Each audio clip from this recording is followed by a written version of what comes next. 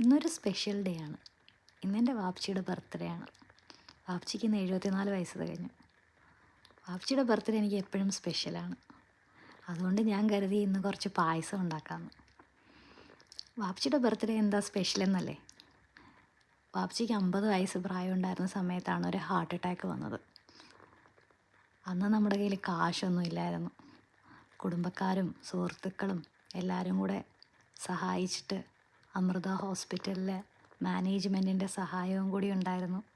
Bypass surgery ചെയ്ത് 24 വർഷമായി ഇപ്പോൾ. അന്ന് ഞാൻ +2 പഠിക്കുകയാണ്. ഇന്ന് ഞാൻ വാപ്ച്ചിയുടെ അടുത്തുനിന്ന് വളരെയധികം ദൂരത്തിലാണ്. വാപ്ച്ചി ഇന്ത്യയിലും ഞാൻ ഓസ്ട്രേലിയയിലുമാണ്.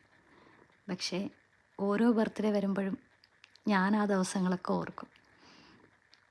വാപ്ച്ചിക്ക് ആയുസ്സും ആരോഗ്യവും തരണേന്ന് ഞാൻ അള്ളാഹുവിനോട് പ്രാർത്ഥിക്കും.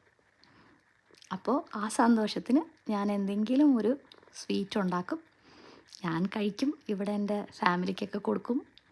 എന്നിട്ട് ഇതിൻ്റെ ഒരു വീഡിയോ എടുത്ത് ഞാൻ വാപ്ച്ചിക്ക് അയച്ചു കൊടുക്കും. അത് കാണുമ്പോൾ വാപ്ച്ചിക്ക് സന്തോഷമാണ്. വാപ്ച്ചി ഇപ്പോൾ വർക്ക് ചെയ്യുന്നില്ല.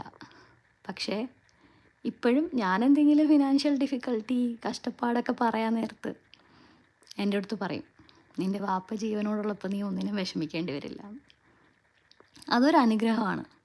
നമ്മുടെ പേരൻസ് നമ്മുടെ കൂടെ ഉള്ളപ്പോൾ, അവരുടെ പ്രാർത്ഥന നമ്മുടെ കൂടെ ഉള്ളപ്പോൾ അതെന്നും ഒരു അനുഗ്രഹമാണ്. സോ എൻ്റെ വാപ്ച്ചിയുടെ ആയുസ്സിനും ആരോഗ്യത്തിനും വേണ്ടി നിങ്ങളെല്ലാവരും പ്രാർത്ഥിക്കണം കേട്ടോ. അതുപോലെ തന്നെ നിങ്ങളുടെ ഓരോരുത്തരുടെയും മാതാപിതാക്കളെ നിങ്ങൾ സ്നേഹിക്കുകയും അവരെ സന്തോഷിപ്പിക്കുകയും ചെയ്യണം. പേരൻസിൻ്റെ പ്രയർ നമ്മളെ വളരെ വളരെ മെച്ചപ്പെട്ട നിലയിലേക്ക് കൊണ്ടുവരും.